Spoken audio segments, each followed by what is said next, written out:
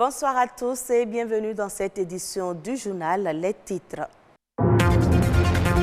Mise en œuvre de la loi des finances gestion 2020, l'ordre des experts comptables outille les contribuables béninois. Une formation a été organisée à cet effet à Cotonou.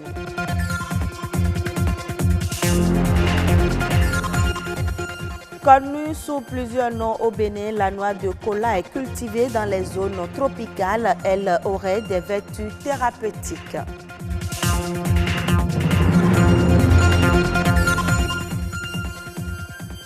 Une seule gorgée d'eau fraîche après une activité intense en temps de chaleur peut vous rafraîchir, mais attention, elle peut s'avérer dangereuse pour la santé. La consommation d'eau glacée serait la cause de plusieurs pathologies.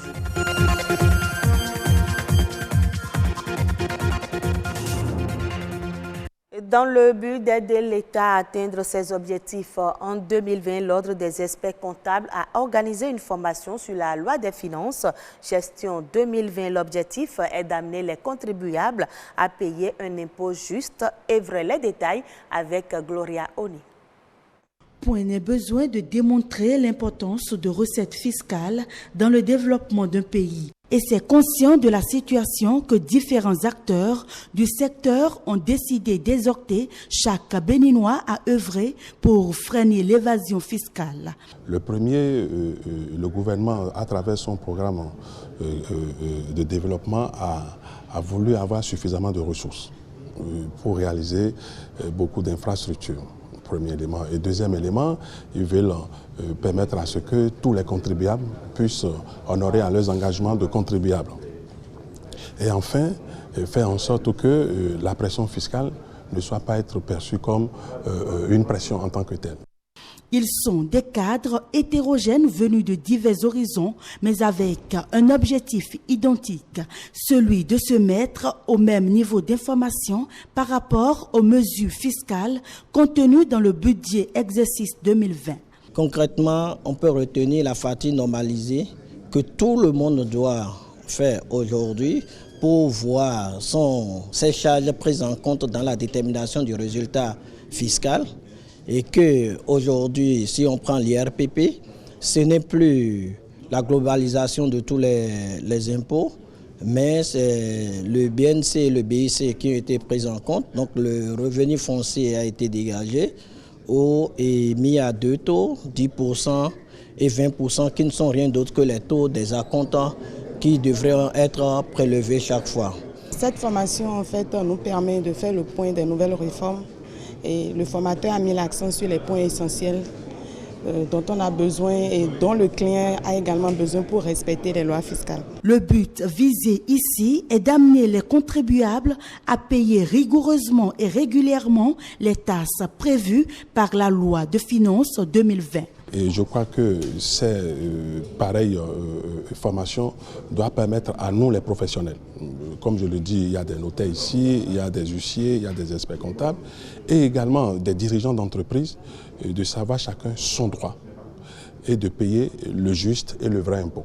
L'occasion a été donnée aux participants de s'informer quant aux différentes procédures de règlement de leurs taxes respectives. C'est un fruit très prisé pour ses propriétés thérapeutiques. La cola compte plus de 100 espèces, essentiellement en Afrique où le climat lui est favorable.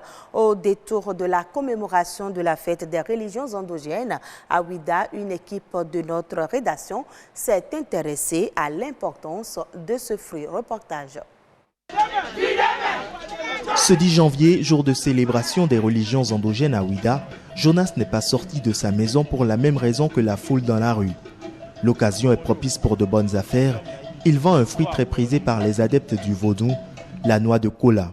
Dans son panier, il en a de diverses sortes. Je vends le aroé et le golo. Chacun deux coûte 100 francs. Jonas est certain que son panier se videra avant la tombée de la nuit, bien qu'il ne connaisse pas l'importance de ces articles. Pourtant, loin d'être de simples fruits, les noix de cola ont un sens profond pour les adeptes des cultes vaudous. Les plus utilisés sont le petit cola, communément appelé aroé, la cola à 5 tranches, appelée vie, et le golo, appellation commune pour la cola à 2 ou 3 tranches.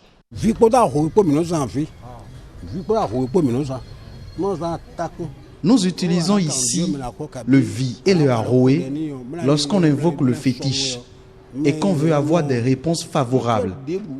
Quelle que soit la cérémonie à faire, ces noix de cola sont indispensables. Les adeptes du fétiche tronc utilisent plus le golo, qui est pour eux un symbole de puissance. La noix de cola, qui favoriserait la circulation du sang, serait un excellent tonifiant musculaire et on lui attribue également plusieurs autres propriétés thérapeutiques. Le aroé, par exemple, c'est un fruit laxatif. Si vous n'allez pas bien au sel et vous prenez, vous allez très bien au sel. Au cours des rituels, vous ne devez pas prendre du sel. Le prêtre de Vodou ne doit pas consommer du sel. Le aroé remplace la nourriture. Donc c'est ça qui le maintient toujours en forme. C'est ça qui maintient les prêtres de Vodou en forme. Au vie, c'est ça qu'on appelle cola à quatre quartiers. C'est aussi un fruit. Et ça joue des rôles dans l'organisme humain. Qu'elle soit rouge, petite ou à plusieurs tranches, la noix de cola est un puissant stimulant, essentiellement destiné à lutter contre la fatigue physique et intellectuelle. Cependant, ce fruit doit être utilisé avec précaution, puisqu'il tire ses propriétés, de la caféine. La consommation de l'eau glacée est un geste qui entre dans les habitudes alimentaires dans les ménages, les salles de sport ou les restaurants. Il n'est pas rare d'étancher sa soif avec un verre d'eau bien glacée. Mais en dehors de la sensation qu'elle procure, les médecins déconseillent sa consommation. L'eau glacée aurait des effets négatifs sur l'organisme. Samson Thiaumont, Perspective Tossa. Il y a 3 organes qu'il faut privilégier à les entretenir quand on veut consommer l'eau glacée. Il y a le cœur, le foie et le poumon. Ces 3 organes vitaux ne sont pas réceptifs à la consommation de l'eau glacée. Pourtant, l'eau glacée est très désirée par bon nombre de Béninois, surtout après une journée mouvementée.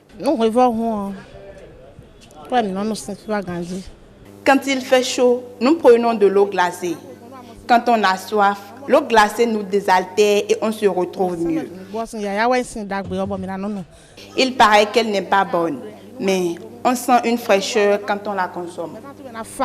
Parfois, quand il fait chaud, je prends de l'eau glacée, mais quand il fait froid aussi, je prends ça. Parfois, ça fait du bien quand on prend ça.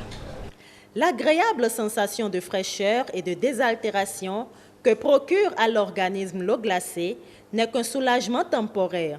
Sa température, généralement entre 6 et 12 degrés, contraste avec la température de base du corps humain qui est de 37,6 degrés. Selon les spécialistes, cet écart pourrait être un facteur ou un élément déclenchant de certaines pathologies. D'abord, celui qui prend tellement de l'eau glacée, il est exposé à l'obésité. Parce que quand on dit l'obésité, ce n'est pas le fait qu'il prend de l'eau glacée qui va lui apporter l'obésité, mais c'est parce qu'il a mangé des choses grasses et il a envie de prendre de l'eau glacée. Et quand on dit l'eau glacée, ce n'est pas seulement l'eau glacée, il y a aussi les boissons glacées. Donc, c'est consécutif, c'est alternatif. Quand il prend de l'eau glacée, il mange, il finit de manger, en même temps il prend de l'eau glacée, il sera toujours gros. Et attention, il y a ce qu'on appelle la rétention d'eau, c'est-à-dire l'eau qui se retrouve exagérément dans ton organisme. Il faut faire attention à cela parce que ça reçoit beaucoup d'énergie négative sur ce que tu manges, et l'eau glacée à une température donnée perturbe le fonctionnement du foie et la bonne digestion aussi. Donc je vous conseillerais simplement d'aimer le chaud, de prendre de l'eau tiède ou bien du thé, et là vous allez maintenir votre forme et éviter certaines maladies qui tournent autour de l'obésité.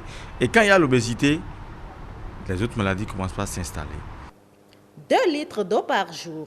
C'est la moyenne recommandée par les médecins pour hydrater son organisme. Ce liquide précieux est bénéfique pour la santé.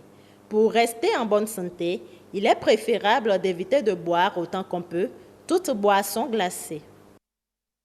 Parlons maintenant littérature. De l'idée au livre entre les mains du lecteur, l'éditeur joue un rôle très important. On le considère comme un lecteur et un promoteur de livres à la fois. Ce travail nécessite un apprentissage et un savoir-faire particulier. Anissé Meingbetor est éditeur de livres. Il parle des compétences à avoir avant de se lancer dans ce secteur. Un éditeur de livres, c'est quelqu'un qui, en réalité, a une formation littéraire de base, d'accord, et qui a complété cette formation littéraire par une formation d'éditeur, c'est-à-dire de gestion d'une maison d'édition. Voilà celui qu'on peut appeler un éditeur. Les normes pour se faire appeler éditeur: il faut avoir un registre du commerce, il faut avoir un numéro IFU et être en règle avec le fixe. L'écrivain, en réalité, ne devrait pas avoir une relation directe avec l'imprimeur sans passer par l'éditeur. Parce que c'est l'éditeur qui a reçu la formation nécessaire pour savoir dans quel format un livre peut être fabriqué, quelle image de couverture proposée, quel titrail proposé. L'écrivain finit d'écrire, c'est l'éditeur qui fait le livre. Quand il finit d'accoucher toutes ces idées, il a le génie, c'est vrai. Mais il y a aussi un travail éditorial au niveau de l'éditeur qui part déjà du titre, du contenu, la forme. Est-ce qu'il faut orienter l'ouvrage vers le genre roman, le genre nouvelle, le genre conte, le genre essai, le genre théâtre, ainsi de suite. C'est un travail d'éditeur. L'éditeur est là pour veiller à ce que l'ouvrage puisse respecter ces normes-là indiquées. Et c'est la fin de ce journal. Mesdames, Messieurs, merci à vous de nous avoir suivis.